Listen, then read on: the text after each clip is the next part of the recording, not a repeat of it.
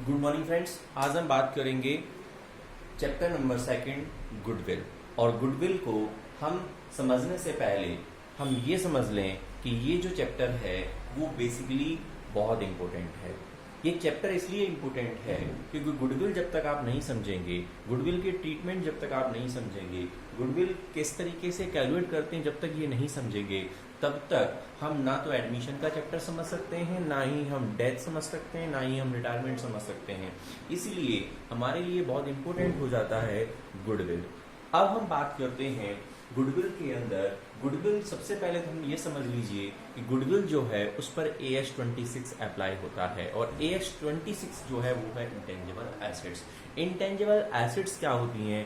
Basically जब मैं computer की बात करता हूं तो कंप्यूटर में जो सॉफ्टवेयर्स होते हैं, क्या आप उन सॉफ्टवेयर को टच कर सकते हैं? नहीं, आप केवल फील कर सकते हैं। आप केवल फील कर सकते हैं। इसीलिए वो जो सॉफ्टवेयर है दैट इज अ गुडविल। अब मैं यहाँ बात करता हूँ कि गुडविल जो है वो very easy to describe. Goodwill को डिस्क्राइब करना बहुत आसान है। इसलिए आसान है कि अगर मैं सिंपल सा आपसे कहूँ कि ऑनलाइन अगर आपको कोई प्रोडक्ट मंगवाना है तो बेसिकली आप कोशिश करेंगे कि आप अमेज़न से उस प्रोडक्ट को मंगवाएं। ऐसा हम इसलिए बोल रहे हैं क्योंकि जनरली अमेज़न पे बहुत सारे हमारे लिए ऑफर्स चलते रहते हैं। इसका मतलब है कहीं ना कहीं अमेज़न का जो गुडविल है वो बहुत ज़्यादा है। तो हम इसे इजीली तरीके से मैंने आपको समझा दिया कि गुडविल मतलब क्या। गुडविल का मतलब है जहां पर हम आसानी से किसी भी कंपनी से कोई भी प्रोडक्ट खरीद सकें। और आसानी का मतलब ये है कि हम ये सिलेक्ट कर सकें कि ये कंपनी बेस्ट है या ये कंपनी बेस्ट है या ये कंपनी बेस्ट है। जो 3 कंपनीज हैं उनमें से बेस्ट कौन सी है वो बेसिकली हम सिलेक्ट करते हैं उसकी रेपुटेशन से, बेसिकली वो हम सिलेक्ट करते हैं उसका क्वालिटी की वजह से, बेसिकली वो हम सिलेक्ट करते हैं कि भाई नियर बाई प्लेस है कि नहीं है। तो हम आसानी से ये डिस्क्राइब कर पा रहे हैं कि गुडविल जो है वो बेसिकली क्या है। लेकिन अगर मैं ये कहूं कि अगर इसे डिफाइन करना है गुडविल को, तो गुडविल को डिफाइन करना इतना आसान नहीं है। इसीलिए मैंने सबसे पहले यही लिखा है कि डिस्क्राइब करना आसान है लेकिन डिफाइन करना आसान नहीं है। अब हम बात करते हैं कि गुडविल जो है, मैं लिखा है गुड नेम। गुड नेम मतलब कि हम उसके नाम से उस प्रोडक्ट को खरीद सकते हैं। रेपुटेशन, रेपुटेशन नाम कोई एक दिन में नहीं बनता है, हम सब जानते हैं, धीरे धीरे बनता है। भाई जब रिलायंस इंडस्ट्री धीरूभाई अंबानी ने स्टार्ट की थी तो ऐसा नहीं था कि उसमें रिलायंस इंडस्ट्री का नाम बन गया था। धीरूभाई अंबानी ने धीरे धीरे करके जब मेहनत की तब जाकर के रिलायंस इंडस्ट्री का नाम बना। और फिर हम लिखते हैं कनेक्शन ऑफ बिजनेस। और बेसिकली बिजनेस को जो कनेक्ट कर दे, जो बिजनेस से लोगों को कनेक्ट कर दे, तो हम यहाँ बात समझते हैं कि गुडविल जो है वो इन सब चीजों पर डिपेंड करता है। अब मैं आपको समझाता हूँ बेसिकली कैरेक्टरिस्टिक्स या फीचर्स ऑफ गुडविल। गुडविल जो है उसके कौन से कैरेक्टरिस्टिक्स और कौन से फीचर्स हैं। तो मैंने पहला लिखा हुआ है इंटेंजिबल एसेट। देखिएगा, इंटेंजिबल एसेट मैंने सिंपली आपसे कहा कि इंटेंजिबल एसेट का मतलब यहाँ पर ये है कि जिस तरीके से कंप्यूटर में जो सॉफ्टवेयर होता है वो हमारे लिए, हम उसको फील करते हैं, हम उसको टच नहीं करते, मतलब वो इंटेंजिबल एसेट है। जिसे मैंने लिखा हुआ है विदाउट फिजिकल सब्सटेंस। जो सॉफ्टवेयर होता है उसका कोई फिजिकल सब्सटेंस नहीं होता है। फिर हम बात करते हैं नॉट अ सेपरेट एग्जिस्टेंस। जो गुडविल है वो उस बिजनेस से हम अलग नहीं कर सकते हैं। ऐसा हम इसलिए कह रहे हैं क्योंकि अगर बिजनेस है तो ही उस गुडविल का कोई महत्व है।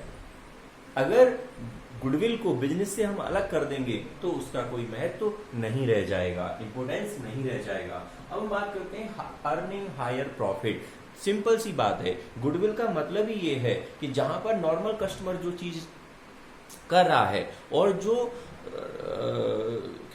जहां पर हम बात करते हैं कि जो नॉर्मल बिजनेसमैन जो चीज कर रहा है और जो एबनॉर्मल बिजनेसमैन जो चीज कर रहा है, तो एबनॉर्मल वो इसलिए हो जाता है कि कहीं ना कहीं उसके बिजनेस की गुडविल क्रिएट हो जाती है और गुडविल क्रिएट होने की वजह से कस्टमर्स वहां पर लाइन लग करके आते हैं। तो बेसिकली हमने क्या समझा? हमने समझा अर्निंग हायर प्रॉफिट। जब कस्टमर लाइन लग कर आएंगे तो डेफिनेटली वहां पर हमारा जो प्रॉफिट होगा वो बहुत ज्यादा हो जाएगा।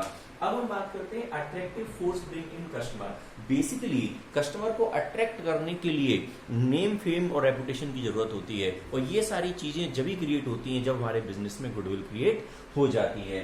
फिर हम बात करते हैं वैल्यू ऑफ गुडविल। तो यहाँ लिखा हुआ है सब्जेक्टिव। देखिएगा, सब्जेक्टिव मैंने यहाँ इसलिए लिखा हुआ है कि किसी भी बिजनेस का गुडविल जो है वो किस बात पर निर्भर करता है? किसी भी बिजनेस का जो गुडविल होता है वो डिपेंड करता है उसके वैल्यू पर जिसने उस गुडविल का कैलकुलेशन किया है।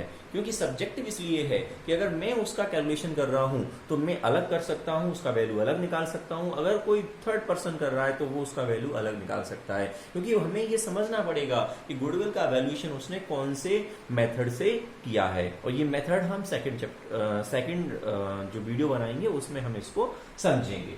अब हम बात यहाँ पर करते हैं need for valuing goodwill. Goodwill का हम वैल्यूएशन क्यों करना चाहते हैं? क्या जरूरत है? क्या जरूरत है गुडविल को पढ़ने की? क्या जरूरत है इसको कैलकुलेट करने की? कैलकुलेट गुडविल कर भी लेंगे तो क्या होगा? तो हम यहाँ समझते हैं क्या होगा। पहले हम बात कर रहे हैं चेंज रेशियो। चेंज रेशियो का मतलब सिंपल सा ये है, सपोज कर लीजिएगा कि दो पार्टनर थे हमारे पास में। एक पार्टनर है हमारे पास में यस और एक पार्टनर है हमारे पास में मैं। यस और माइन के दो पार्टनर थे। जब ये बिजनेस में आए थे तो इन्होंने जो मेहनत की थी वो इक्वल मेहनत की थी, यानी कि इनका जो रेशियो था वो था 1/2 और 1/2, दोनों ने इक्वल मेहनत की।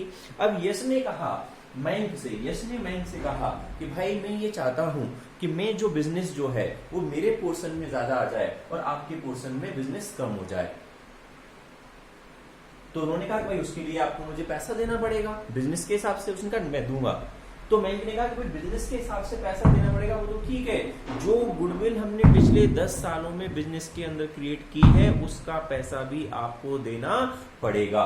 फॉर एग्जाम्पल सपोज कर लीजिए अब हमारा रेशियो हो गया इसका 2/3, इसका हो गया 1/3।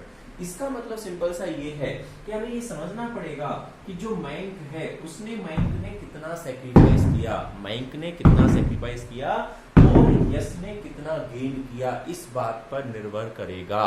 क्या निर्भर करेगा? कि गुडविल कितना पैसा यस बैंक को देगा, क्योंकि यस गेनर है और बैंक यहाँ पर सेक्रीफाइसिंग पार्टनर है। ठीक है।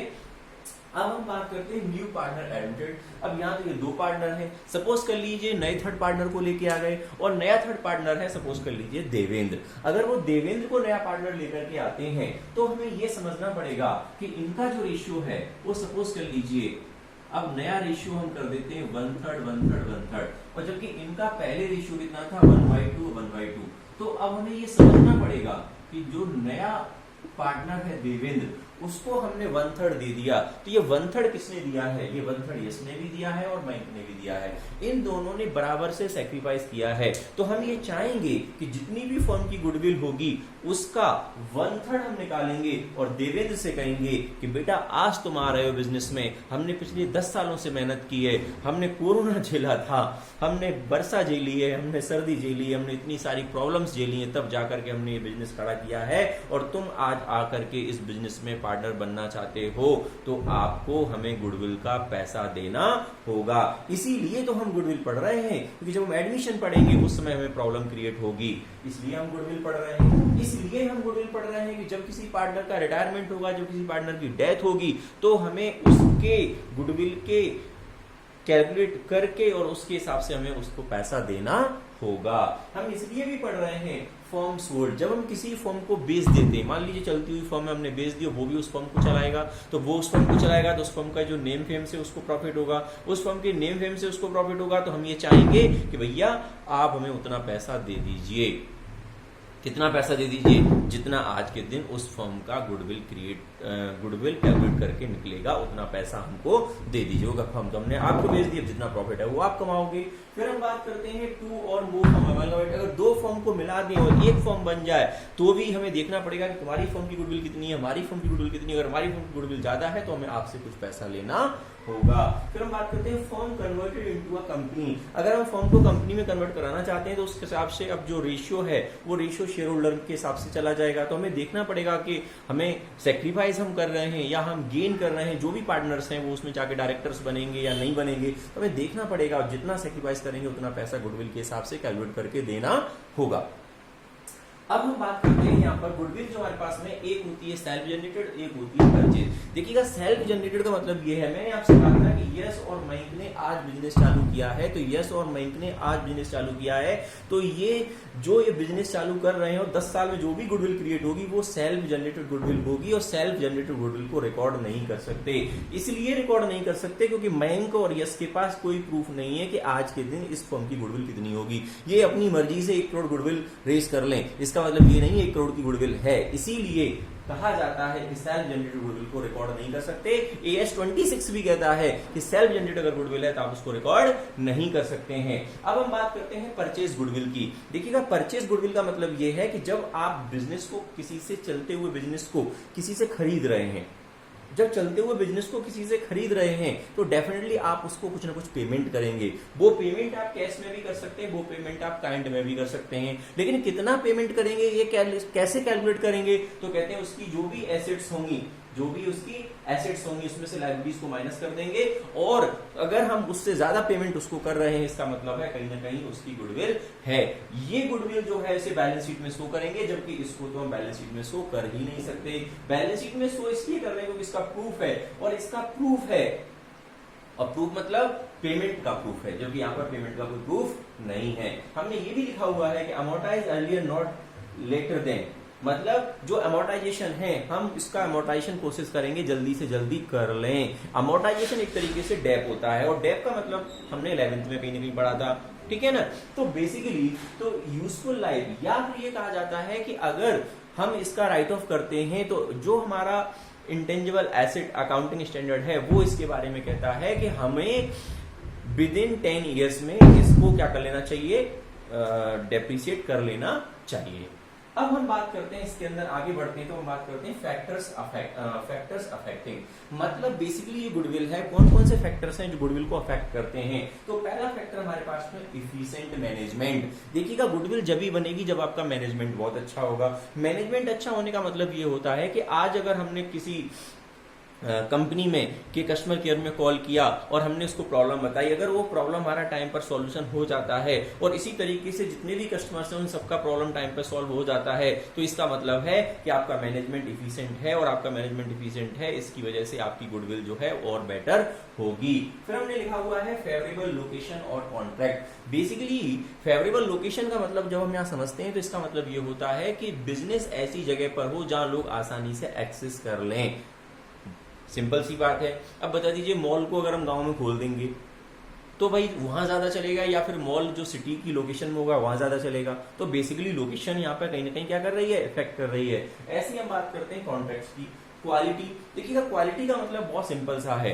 क्वालिटी कंट्रोल का मतलब सिंपल सा ये है कि क्वालिटी अगर आपकी अच्छी है तो डेफिनेटली आपका जो प्रोडक्ट है वो इनिशियल स्टेज पे हो सकता है धीरे धीरे तरीके से सेल आउट हो, क्योंकि लोग क्वालिटी को समझेंगे, यूज करेंगे, तभी पता चलेगा। इसलिए हो सकता है इनिशियल स्टेज में वो धीरे चले, लेकिन अगर क्वालिटी अगर आपकी अच्छी रहेगी या बनी रहेगी तो ये मान के चलिए कि धीरे धीरे आपका बिजनेस जो है वो ग्रो अप करेगा और आपकी गुडविल क्रिएट हो जाएगी। तो कहीं ना कहीं गुडविल आपकी क्वालिटी पर भी डिपेंड करती है।